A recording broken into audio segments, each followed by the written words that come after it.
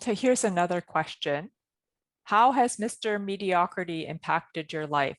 In what positive or negative ways has he shown up? Edwin? Yeah, first, thank you for the question. And, first for our listeners and for our viewers, let me just kind of, provide you sort of a summary as to my definition of who Mr. Mediocrity is, or who Mrs. Mediocrity is, right? So mediocrity is sort of that, so that the body itself wants to be comfortable. And a lot of times when you try to grow, there's this voice on one side of your brain that is like, hey, don't do it, right? Don't try this, stay in your safe space. You don't have the capacity to do it. It's that self-doubt that we experience that prevents us from sort of accomplishing great things. And so when Mr. Mediocrity sort of enters into your life, one of the number one techniques that you can do is your affirmations, shutting down those negative voices or those negative thoughts, so that you can focus on having positive thoughts, so you can take positive actions and generate positive results. So that's sort of my definition of Mr. Mediocrity. And I like to sort of pass that on to Simon to address to how he sort of overcomes Mr. Mediocrity when it enters into his life. Yeah, I think this is very much to do with being confident or self-confidence in the things that we wanted to do, right? Like you say, Edwin, there's this voice sometimes kind of holds you back, or tells you that yeah, you're not gonna be able to be successful. You're just gonna do a lousy job in this. But maybe I just shouldn't even try it.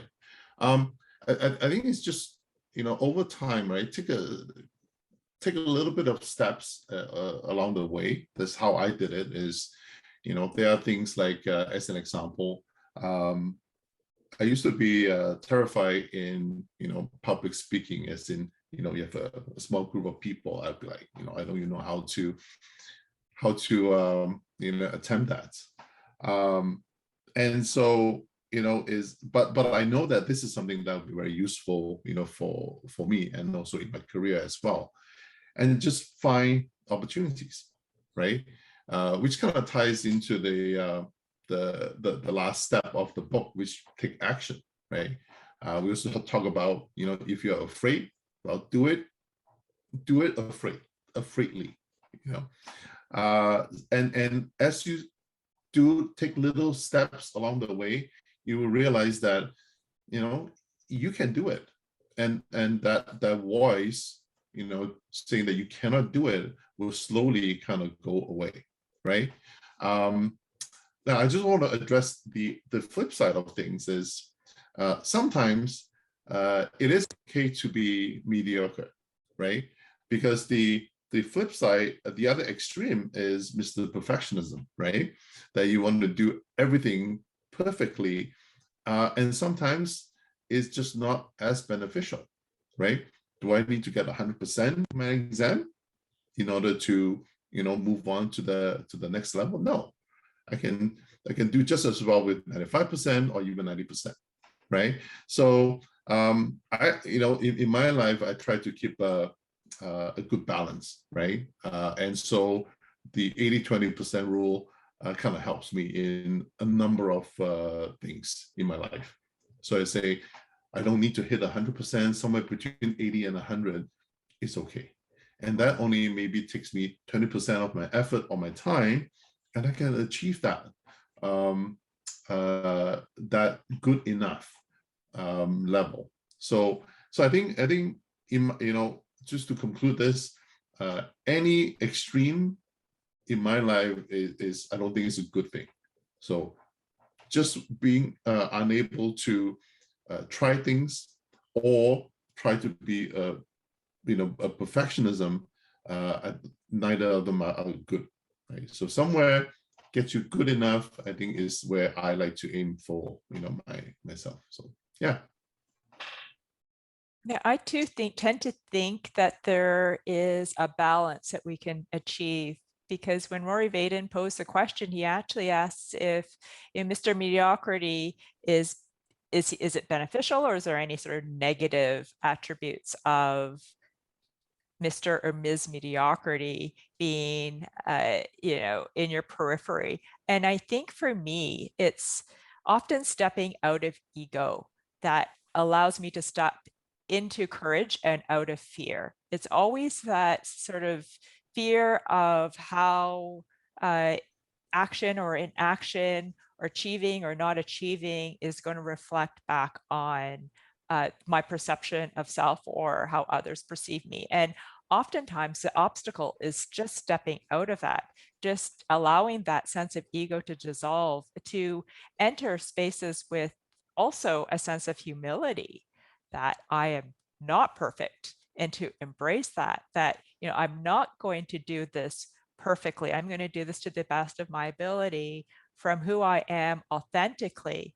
And for me to quiet in Mr. Ms. Mediocrity would be that assurance, or that, I have and knowing that I have whatever I need in order to go forward.